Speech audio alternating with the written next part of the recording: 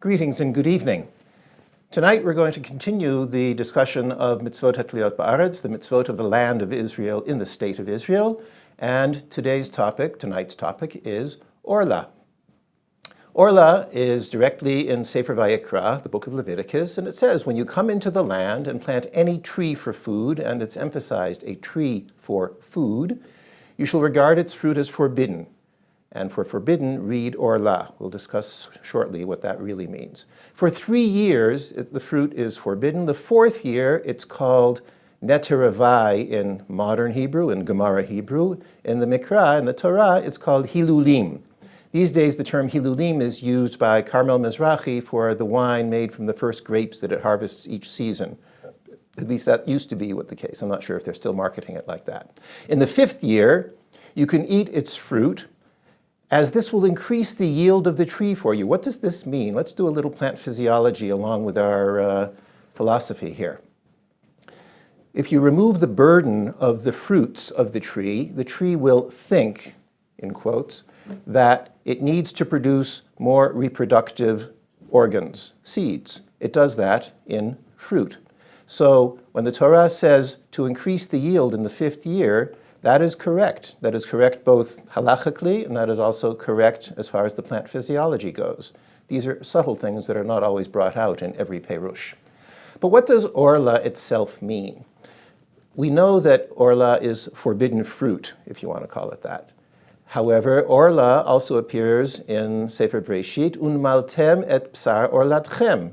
You should remove the foreskin. There's this physio-metaphorical statement when Moshe complains to HaKadosh Baruch Hu, Ani aral svatayim, meaning that he's a stutterer, but the word orla, arel, is there also. In Deuteronomy, it says, Umaltem et orlat levavchem, you shall remove something from your heart. And in Yirmiyahu also, arelat oznam, that your ears are sealed. So what does Orla really mean? It means that something that is sealed, that is blocked off, that is not available. And that is the root of the word. In the case now, we're going to talk about it as far as fruit trees that are producing fruit that is not available to us to eat. Now we've discussed fruit. Let's talk about what is a tree. The Gemara in Brachot says, how do we bless over fruits? And by fruits, it means agricultural yields in general, both fruit and vegetable, produce. For fruits of the tree, you say the bracha, borei pri ha'etz, except for wine, which comes from halachically a tree. A vine is a tree, la halacha, borei pri hagafen. For fruits of the earth, root vegetables, you say borei pri ha'adama, except for bread, which also comes from the ground, with grain. There you say hamotzi lechem min haaretz, on 5 types of grain. But for above ground vegetables, not root vegetables, you say also borei pri ha'adama. Rabbi Yehuda says you say borei minei asavim, creator of various kinds of herbs, but as is so often the case, the halacha is not like Rabbi Yehuda. The Gemara further discusses what's a tree. The tree from which Adam, that's what it says in the Gemara, but actually it was Eve, ate, according to Rabbi Meir, was a vine, as there is nothing that brings wailing to a person except wine. As it says about Noach, he drank of the wine and he was drunk.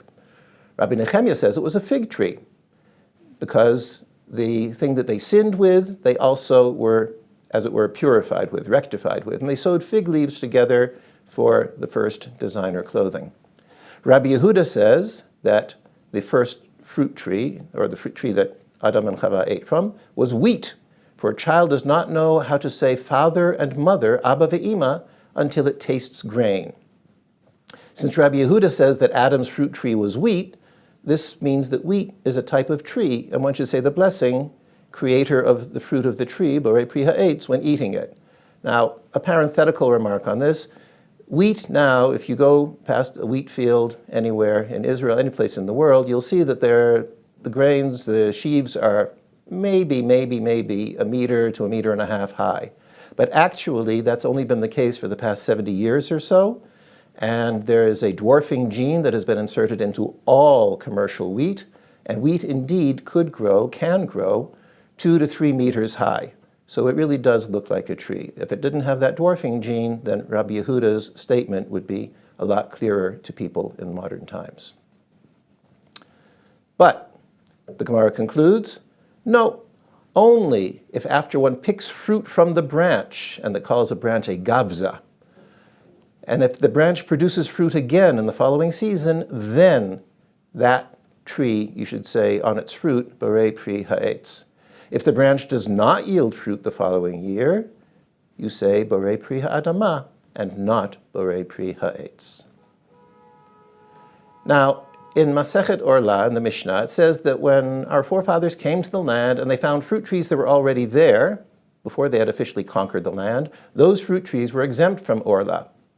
They didn't know when they had been planted, but as they say, the Hava Amina, the conclusion was that they were old enough that you could eat the fruit. However, if they planted fruit trees themselves, even before they had taken possession of the land, those trees were liable for Orla. That is to say, if they produced any fruit, those fruit were forbidden. If you plant for the benefit of the public, it says in the Mishnah, free fruit, hey, it's still liable for Orla. So no tax exemption there. According to the sages, Rabbi Yehuda exempts him. One who plants in public land, or a non-Jew who plants in Eretz Yisrael, or a thief of private land. How do you steal land? Simple. You take it over and you start planting there, and you put your own business there. Or one who plants in a ship, so it does not have to be mechubar lekarka, it does not have to be attached to the land. Or a tree that grows by itself. Somebody spat, it's frequently found where people have been eating figs. You'll find fig trees later. All of these are liable to Orla. So it could be either advertent or inadvertent planting. It can be either in the ground or in a large pot, even on a ship, not connected directly to Eretz Yisrael. We'll consider that a little while. All of them are liable for Orla. So what really defines a fruit tree? What you can see here at the top, the thing that looks like a cactus, is that. Those are tzabarim, and the purple fruits are visible. What you cannot see on the green vine, which is a passion fruit vine, is purple fruits, because there are none right now. But both of these, the halacha, are fruit trees, even though they do not look like a stereotypical tree. How do our various halachic decisors define a fruit tree? Rashi, on the previous Gemara that we just discussed, said that it has branches that bear fruit each year. The branches persist, the fruit are picked, the next year, more fruit. The Rosh, 2 centuries after Rashi, said it has to have persistent roots, which makes sense if you want to have something that comes back year after year. The Shulchan Aruch, later on, says a perennial trunk. Now, this is going to be critical. The Tur says that if you can get it to go from seed to seed, in other words, you plant the seed, a plant grows, a fruit appears, you can take a seed from that fruit and you can plant it, that will be not a tree lahalacha, not borei pri ha'etz, that will be borei pri ha'adama. In a das yachid, the Mahari Hajiz in the 17th century defined a tree as something that has a hollow trunk. It does not have a hollow trunk. If it has a hollow trunk, he said that the halacha, it's a vegetable, and with all that implies as far as Orla is concerned. The Chazon Ish, a 20th century halachic authority, who was mostly in Bnei Brak, and he is both machmir and very clear in his way of deciding, says that if the fruit quality is maintained from year to year, then halachically it's a tree. But if it decreases from year to year, even if the plant still survives for 1, 2, or even 3 years, but the amount of fruit and the quality of the fruit decreases, that halachically is a vegetable. There are certain vegetables that are like that. Mostly it's in the eggplant, pepper, sometimes even the tomato family. They're all botanically related. So the Chazon Ish was trying to actually remove some things from the status of tree. The Mordechai, it's one of the very few Mefarshim that always has a definite article in front of his name, he says that it's only considered a tree if it produces leaves from the tree trunk. But if the trunk dies in the winter and in the spring it comes back from persistent roots that are still in the ground, then the bracha is going to be borei pri ha'etz. I'm sorry, that is a mistake. That should be borei pri ha'adama. If it dies back and comes back up again, it will be borei pri ha'adama. That is a mistake, and I apologize. So let's consider some of these fruits. Capers, raspberries, bananas, strawberries, passion fruit, and papaya. Rabbi Yehuda says in the name of Rav that caper bushes capers, by the way, are the things that you wrap an anchovy around and put in a jar and then people buy and then put it on pizza. I'm not sure why. They are Orla in their first years of growth outside of Israel, and Orla does apply outside of Israel, the Rabbanan, halacha Moshe Sinai actually. You throw away the berries, because those are Orla, but you can eat the flower buds, because the flower buds are not fruit, and therefore they are mutar even in the first years of the tree. Rabbi Eliezer says that you take trumot and masrot from the young leaves, the flower buds, and the berries of a caper bush, because, called it salaf in Hebrew, because all of those are edible and the tree is grown for each one of those products for people to eat. But Rabbi Akiva says, no, only the berries are tithed because only they are considered fruit. And both lahalacha and according to botany, Rabbi Akiva is right, and that is what is concluded. You see the leaves from a can, obviously, because people do eat them. The fruit, looking sort of acornish, and the flower buds, which is the way that they're most often sold. But here are pictures of some caper bushes, of some tzlafim. They are very untree-like in appearance. The flowers are very nice. They stay close to the ground. However, if you look at the arrow, you see that sometimes if you prop them up, then they will develop a definite trunk, and the fruit will look like definite fruit. Pretty seedy, though. The Kotel HaMa'aravi that is actually sprayed with Roundup to remove too many plants growing in between the stones, because otherwise it forces them apart and the wall will come tumbling down. This is not what we want. The Romans didn't do it. We shouldn't do it either. But what is growing in there are caper bushes very frequently. So it says in the Shulchan Aruch that on berries, and the intent is on raspberries actually, grown in a bush, it says, blessed, say the bracha, borei pri ha'adama. So the Ramah says it's not considered a tree unless leaves regrow from the trunk, but regrows from its roots is not considered a tree. If you look down in the circle there, you'll see last year's trunk of the raspberry and this year's trunk. This year's trunk is what is going to have the fruit. This year's trunk is therefore halachically not a tree, it is a vegetable, and we're going to say borei pri ha'adama on the raspberry. The banana. The trunk of a banana bears that whole cluster, bunch of bananas once. Because the trunk of a banana is not the trunk. It is actually tightly coiled leaves. The trunk itself is way down, almost lower than where that red circle is. And it only yields once per trunk. Therefore, it dies back to the ground. Therefore, the bracha is ha'adama, even though it will, there another one, the younger one there to the left, will produce next year. Strawberries, the same thing. They die back to the ground, although the roots will persist, and therefore the bracha is ha'adama. Passion fruit. Passion fruit are marvelous. They are the good taste in Hawaiian punch, for those of you who remember that drink.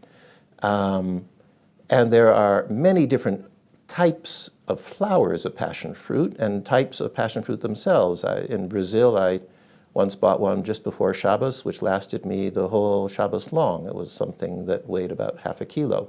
It was marvelous. But what's the bracha? If you look here, you'll see other evidence of passion fruit's tree-like quality or vine-like quality. The picture on the top right is from Israel. The picture on the top left is from France. The picture on the bottom is from New Zealand. In all cases, it's growing as a vine. We call it both in Latin and in Hebrew, passiflora. Why is it called passiflora? It's because the word passion. Now, what is the passion? In this case, the passion doesn't refer to lust. The passion refers to oto ha'ish, to Jesus. because the person, the friar who was wandering in Brazil in the mid-16th century, came upon, believed that he had discovered, although the Indians there obviously had discovered it long before, he said, this is a marvelous fruit, a marvelous flower too. Because look, it has 10 petals, so those are the 10 disciples. And it has 5 nails, 5 wounds. You see the light yellow part of the flower, the 3 nails that nailed the man to the cross. And if you look at the stamens, there are, depending on how you count, 72 or 100 thorns in the crown. Some people claim that no, that's a halo. And leaves are spear-shaped, and Jesus was also stabbed with a spear. All of this, the friar said, is evidence that this is from the passion of Jesus, and therefore it should be called passion fruit, passiflora in the Latin. The Academy of Language in Israel, Baruch Hashem, said no. We're going to call it she'onit. Why do we call it she'onit? Because it looks like a clock. Now, in our days of digital clocks, we don't quite get that. But if you look at it in an analog way, and analog is on its way back, I'm sure, then you can see the hands of the clock, and you can see the 12 numbers, and you can see that it's a clock face. Emor me'ata she'onit. Don't say passiflora. Papaya. The smiling man there is next to what is a stereotypical papaya that has fruit on its trunk. Some people say that if the tree doesn't branch out, then it's not really a tree halachic. Other people say you've never seen a papaya that has branches. And indeed, a papaya can branch out. It looks very tree-like, and it can persist for a long time. Now, one of the claims for a papaya is that it is also halachically a vegetable. By the way, there are those who say that passiflora is a vegetable too. L'halacha, we're going to discuss both papaya and passiflora at once, as far as that goes. They say that the trunk is hollow. Well, there's a cross-cut of a trunk that isn't hollow. I must admit, when I took that picture, I deliberately cut it at a place where you wouldn't see the hollow, but it was very solid at that point. It's built in chambers, actually, and that's why it sometimes hollow, sometimes not. But nobody can tell me that this is a 1-year-old plant. This is a thick tree. And here are the branches that were cut off from it. And yes, there is a small hole in the center of each branch, but that's far from making it hollow. And it is still yielding. This tree in particular was something like 12 or 15 years old, I believe. And it had reached the end of its productive life and was being cut down. But it still was a tree. The thing is that the Psak HaSfaradi says that because the papaya can grow from seed to seed in 1 year, that it is borei pri ha'adama. However, it persists from year to year. It grows larger from year to year. The yield increases from year to year. Ashkenazim therefore say that the bracha is borei pri ha'etz. As far as the she'onit goes, the passion fruit, some say it doesn't last more than 4 years. Well, that's true. If you plant a peach tree in the Sahara Desert, it's not going to last more than 4 years either. There are endemic diseases in the ground in Israel that are not good for the passion fruit. It is possible to grow passion fruit for longer than 3 or 4 years. It is therefore incumbent on us to make the bracha borei pri ha'etz. Even in Israel, there are passion fruit groves or collections that grow for much, much longer than 3 or 4 years. A hollow trunk is one of the indicators of a tree that you should make borei pri ha'adama. This is a hollow trunk, but many of you will recognize this as an olive tree. And actually, this olive tree has been judged to be about 700 years old. And the 2 fine ladies there were students of mine from Indonesia a number of years ago. The other thing that you can see around the perimeter of this very large 700-year-old tree are mini olive trees. And indeed, olive trees tend to grow up from the roots. The olive roots are very shallow, and trees can grow up from those roots almost independently. They're still attached to the mother tree, which is why it says in Tehillim, your sons are like olive sprouts around the table. Indeed, if those grow up around a tree that is past the stage of Orla, we have to consider Orla on the secondary trees, the ones that come up from the exposed roots. That would be Orla. But nobody's going to say that this tree is Borei Pri Ha'adama. This is a pomegranate tree. It has a significant problem. Pomegranate trees in general produce many, many water sprouts. In Hebrew they're called either chazirim, but it's a little bit more elegant to call them surim. That's the term that is preferred.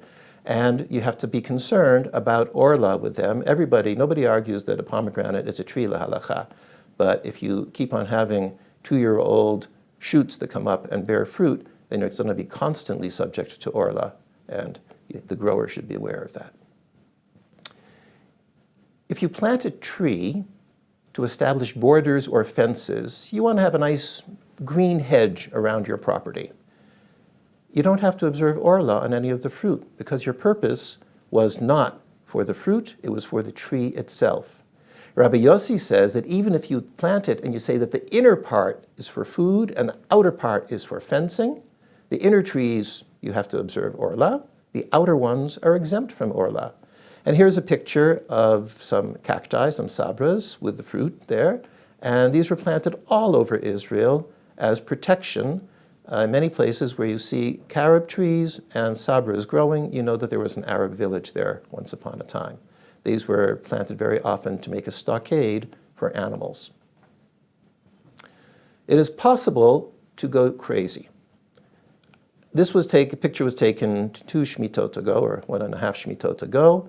Those are organic cucumbers in the bag, and you don't have to worry that they're tevel, because Truma Maser was taken, Orla, because they didn't grow from a tree, or from it being from the Shemitah year. We'll be talking about the Shemitah year in 2 weeks.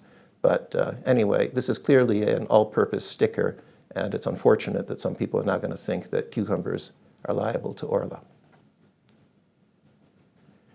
You cannot plant or bend a plant so that it takes root, or graft it by attaching 2 plants on the beginning, just before Shnat HaShemitah, less than 30 days before Rosh Hashanah. Why? Because it's forbidden to plant during Shemitah. And it turns out that there is a cushion period before Shemitah when you shouldn't be planting something that you're going to be dealing with during Shemitah. You can sow seeds, you can plant vegetables up until candlelighting, just before candlelighting of Rosh Hashanah, of Shemitah, but you cannot plant a tree beforehand. If you did plant it, or do some grafting, you have to uproot it. Rabbi Yehuda says, any graft that doesn't take hold within 3 days, you don't have to worry about it for Shemitah because it's not going to take hold at all. He's actually close to right. We usually say about a week, but anyway. Rabbi Yossi and Rabbi Shimon say within 2 weeks, and when they say 2 weeks, they say Shtei Shabbatot, meaning 14 days, precisely. Why is it called havracha, layering? Because it's bent like a knee. So you say berech, and that's called havracha, bending it. The layering below, you take a branch, you bend it, and you put earth around the bend, and that will form another tree. Let's continue with Rosh Hashanah matters. On the first day of Tishrei, it's Rosh Hashanah for the laws of Orla. When do we start counting Orla? From the time of planting. The count is not from one Rosh Hashanah to the next, but it's a significant 30-day period that defines a year. This is an enormous kula, an enormous leniency in halacha. The tree that you planted more than 30 days before Rosh Hashanah, when Rosh Hashanah comes, it's going to be 1 year old. We have this actually, we don't have it, they have it, with racehorses. There is a certain date, I believe it's January 1st, at which all horses are a year old. If it was born in March or if it was born in August, and January 1st the following year, it is considered to be a yearling. And according to the halacha of horse racing, it's 1 year old. A side matter, nothing with halacha. So the planting takes root before the 30 days begin. How do we define the rooting process? For all trees, as we already learned, it's 2 Shabbatot, 14 days. So, adding 30 and 14 together, if somebody plants 44 days before Rosh Hashanah, it's considered a year for him, for the person who planted, as far as the tree is concerned. But the fruits of this planting are permitted regarding Orla until the 15th day of Shavat, which is Rosh Hashanah for tree fruits. There is a difference between the age of the tree and when the fruits are going to be permitted. We'll see that in just a second. So what fruit trees bear fruit before Tu B'Shvat? Tu B'Shvat is coming very soon, and nobody right now is looking to see that there's fruit on a tree. Well, actually, there are a number of fruit trees that do bear fruit quite early. This is a picture of a loquat, a shesek, growing at Mechon Volcani, which is where I work. And it had set 53 days before the 15th of Shvat. It is therefore going to be counted, la halacha, as belonging to the previous year, with all that counts as far as the trumot and ma'asrot that should be taken. So at least in the northern hemisphere, which other fruits are there that set before the 15th of Shvat? And you have to consider them first for Orla, and second for what year is it lahalacha in the cycle of 7, and we take truma and maaser. The shesek, almonds, bloom early and set fruit early. The early peaches, which are called peaches, but they don't taste like much. Grapes from the Jordan Valley, frequently you can get them in January or February before Tu B'Shvat. The carambola, which if you don't know what it is, I will let you look it up. It can bear early. It can happen that etrogim and lemons can also start setting fruit early, but that doesn't happen very frequently. But it is an actual possibility that a fruit will set before Tu B'Shvat and therefore be counted lahalacha for the previous year. So let's review a little bit. You plant up to 44 days before Rosh Hashanah, and then in the first bar up there, you see that it's 1.5 months, and already you've accomplished 1 year of the Orla cycle. The next 2 years are also Orla. The fruit are completely forbidden. You can take them off as they form. There are sprays that have been developed to spray on the fruit flowers so that they won't even set fruit, and therefore it lets more energy go to making the tree, vegetatively stronger, so that when it finally is allowed to set fruit, it will be able to set many more fruit. There will be many more branches. So that's that story. But that's the case up until the end of the third bar there. That's the tree being 3 years old. If there are fruit on it, though, we can't touch those until after Tu B'Shvat of the 4th year. They will be asur until after Tu B'Shvat. So if there are fruit on the tree, you take them off at Tu B'Shvat. If more fruit form after that on the same tree, they will be permitted. But if you plant anywhere from 1 to 43 days before Rosh Hashanah, you have to wait 3 full years of Orla. You don't get that almost 10, 11-month discount. And the same thing with Netarevai, with the 4th year, you have to wait for the tree to produce fruit after Tu B'Shvat before the fruit will be permitted. So there are 2 Rosh Hashanah that we're talking about here. And you say, I can't go to the market and remember all of this. Well, you're right. That is why all the kosher supermarkets in Israel already, Truma and Maaser is taken, and they worry about Orla for you. However, if you want to worry for yourself, there are a number of places online that you can find lists of the percentage of Orla fruit being produced in the Israeli market, in the Israeli farms and orchards and groves. Just looking at the top there, Spadona pears, you see that the percentage of Orla is 0.03%. Halachically, that's nothing. The next line, though, is blueberries. And blueberries is 30% of the annual yield is Orla because of this below the ground or the water sprout problem. We'll show you that in just a second. And those can bear fruit. Therefore, you either have to prune those water sprouts back each year, or you have to buy only from a meshek that actually takes care of it, and you know that they only took fruit from the tree, part of the tree that was halachically old. In practice, there's actually a discrepancy of a sort between Ashkenazim and Sfaradim. Almost everybody says that up to 5% it's okay, and some say even up to 49 point something percent it's okay. You don't want to have a case where the majority of the fruit are Orla in the market, although most people still go for less than 5%. And you can look up, there are many sources for the percentages. So here's what we were discussing just before. That's a pomegranate tree. And as you can perhaps tell, the fencing behind it, this is a construction site. That pomegranate tree was not long for this world. But you could see where ground level was by the red line. And you can see that it was actually sprouting from below ground level. And the question is then, how old are those sprouts? They are going to bear fruit within 2 years. They will be Orla. And therefore, growers of pomegranates have to constantly prune to make sure that the tree is halachically producing kosher fruit. To the left side, you can see that if you graft less than 10 centimeters, nobody grafts less than 10 centimeters. It is agriculturally just not a viable process. What you will see, before we see the viable process, this is an etrog tree that I visited this week. And I pointed out to the owner of the etrog tree, you see it's in a nice pot, that all of the stuff that is coming from below ground, not from the main trunk, is susceptible to be, liable to be Orla. He said, oh my God, and you can see that 2 of them have already been cut, but I asked him to leave some for the picture before he cut the rest of them. He doesn't want to have Orla for an etrog, certainly, and you have to beware that roots can produce shoots not just the main trunk. Here is a citrus tree, and you can see that the grafting is done more than 10 centimeters. That space there, that's actually probably about 25 centimeters. It's also very impractical to graft at less than 10 centimeters high. 10 centimeters is a tefach, and that's the limit.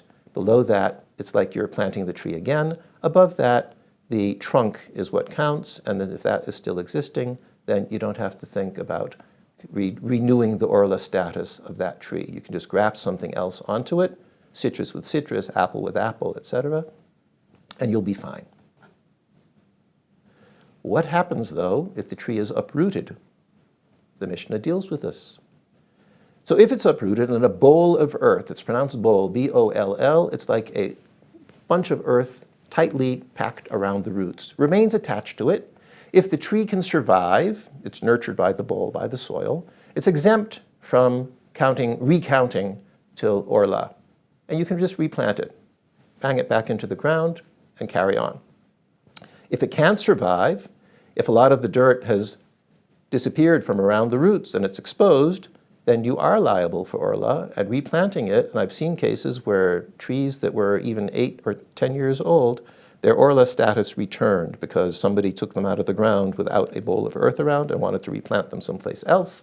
And it caused significant economic distress to the person who didn't realize that you have to take earth around it. If a river washed it away, but the bowl of earth is still attached, if it can survive, you're fine. If it was uprooted by hand or by a plow, this still happens to this day. If it can survive with the soil that's associated with the roots, then it's fine. It has to be able to survive for 2 weeks. Okay? But let's say that it's not completely uprooted. The tree is uprooted, the soil falls away, the roots are exposed, but one root is still attached to the ground. What do we do now? Well, the Mishnah says that if there's a thick enough root still attached to the ground, we don't have to count Orla again. Let's say that the river swept it all away, washed away most of the soil, but one root still stayed there. How thick a root? The thickness of a weaver's needle, which these days is called 2 to 2.5 centimeters. Let's go with a slightly machmer view. What's a weaver's needle? Well, a weaver's needle is also called a batten. It's used for getting the warp to get tightly pressed against the weft, although it might be the weft tightly pressed against the warp. I'm not very good at weaving. Up the top there you see a needle. It's a piece of wood that is used to thread the yarn. That could be a centimeter or so thick, but I think that when they say machat shel mitun, it means something that is used to press something down, and that is the batten that is used to make it tight, a tight weave. And that is the thickness that is used when you have a tree fruit nursery. These days, millions of fruit tree seedlings, saplings in Israel, in plant nurseries, commercial plant nurseries, are grown in bags, plastic bags, that have a hole at the bottom. And you can see where the arrow is. That hole at the bottom is 2.5 centimeters wide. And if you rest these trees on the ground, these bags with a tree inside, the sapling on the ground, then you've planted it, lahalacha. In fact, lahalacha, if the tree is anywhere less than 40 centimeters from the ground, from exposed ground, then it's considered planted. This concept called yinika, sort of sucking or drawing water from the ground through the air to the roots. This is a halachic concept. It's not always a scientific concept. So this is used to shorten the time that you have to wait after transplanting a tree to a commercial grove or orchard, and you can get your yield much more quickly and start paying back. You're not in considerable debt for having purchased trees, not being able to use their yield for the first 2 years, 3 years, depending on how they were grown, and you can start getting your money back and by selling the fruit. This is not a new concept. This is Herodion. At the base of Herodion, there were the gardens, the fruit and vegetable gardens, that fed Hurdus and his gang at Herodion. The Romans had something very much like the plastic sleeves that I showed you before, but they made temporary dissolvable pots out of cheap clay. And they had a hole at the bottom. And it turns out, when you measure the hole, the big one at the bottom there, it's about 2.5 centimeters wide. So the 2.5 centimeters is not only a halachic concept, it's also an agronomic concept. It helps for the soil drainage. It helps a place where the root can come out if necessary. It makes it halachically mechubar lekarka, connected to the ground, so that you don't have to start the Orla clock again when you transplant. If you don't do that, if as above you have these are vegetables, but pretend that they're trees. If you have your pots with however many holes you want, and they're on black plastic, then that's between the pot and the ground, and those are not mechubar lekarka, they are not halachically connected. When they are taken away from the nursery and planted in the ground, you'll have to start Orla all over again. The bottom picture shows a nice workaround. These are trees, ornamental trees on one side, fruit trees on the other, and they have sufficient holes on the bottom, and they are sufficiently close to the ground, and there is no plastic underneath them, that they are halachically considered planted in the ground. You could transfer these in their bowl of earth, you can see the little pots there, directly to the ground and continue the counting of the Orla years. But if you take them directly, if the nursery is the old-fashioned kind and just grows directly in the ground, if it takes the trees out with a bowl of earth, that's great, but if they just take them out of the ground, shake off the dirt and sell it bare-rooted, you're starting the Orla clock all over again. For that matter, if you have it in a bowl of earth and you bring it to your garden and they say, well, you really should loosen it up a little bit so that it can, the roots can live a little bit better, start spreading out already. Halachically, that is really not recommended. You are destroying the bowl of earth and you are setting the Orla clock back. If you take the plastic or sheet or pail off and bung it into the ground in a prepared hole, intact, then you can continue counting Orla like that. So on the right-hand side, that's a yes. On the left-hand side, halachically, that's a no-no. Remember our layered plant, where we had a fruit tree that was growing from the mother plant. It had been bent over and put into the ground, and now it's growing again. The Mishnah says, what happens if there's a layered plant, that's called layering, with fruit on it? And it's got fruit on it from the mother plant. And you disconnected it. So now you have two trees. One of them is an old tree, halachically. One of them is a brand new tree, halachically, because now it is independent, and now it has officially been planted, even though it was connected until you cut it to a halachically mature tree. The fruit that are on that tree actually grew from the mother plant. So those fruit are not Orla. The tree itself is Orla, and if you waited too long, and if 0.5% more fruit, in the terms of the Mishnah, if one more fruit appeared on 200 fruit that were there, that's 0.5%, 1 out of 200, then that fruit is Orla, the rest of them are not. If you took off that Orla fruit once you noticed it was forming, you still could use the fruit that developed when this was not an independent tree. This doesn't happen very often, in fact, hardly ever. But the point is that here you have an old tree, and here you have a new tree that is only a new tree once you cut it off from the mother tree. Neteravai, the fourth year after planting. The fruit after the fourth year is holy. Kodesh Hilulim, it says. And, lahalacha, the tree's owners must eat the fruit in Yerushalayim the same way that they're supposed to eat the Maaser Sheni, which is taken on the third year and the sixth year of the 7-year cycle. These days, alas, we cannot go up to the Beit HaMikdash and eat the fruit there. So what they did then, especially if it was soft fruit that couldn't withstand the journey to Jerusalem, then you just redeem it on a coin, and they would take the coin to Jerusalem and pay for something to eat there in Kedusha and Tahara, in holiness and purity. These days, there are a number of places where either you can have your own coin. Many people put it on their refrigerator. I have no recommendations as to which kind of refrigerator.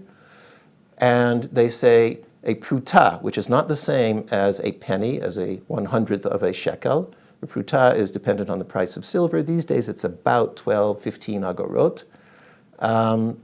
You redeem the fruit on 1 pruta in the coin that you have.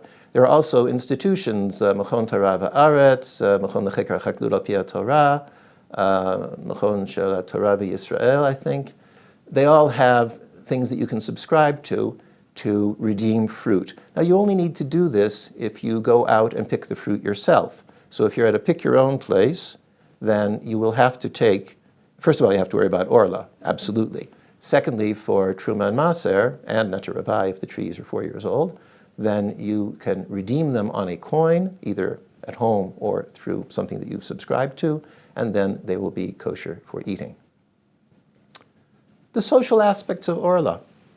All fruit grown in Eretz Yisrael is subject to Orla, even in non-Jewish orchards.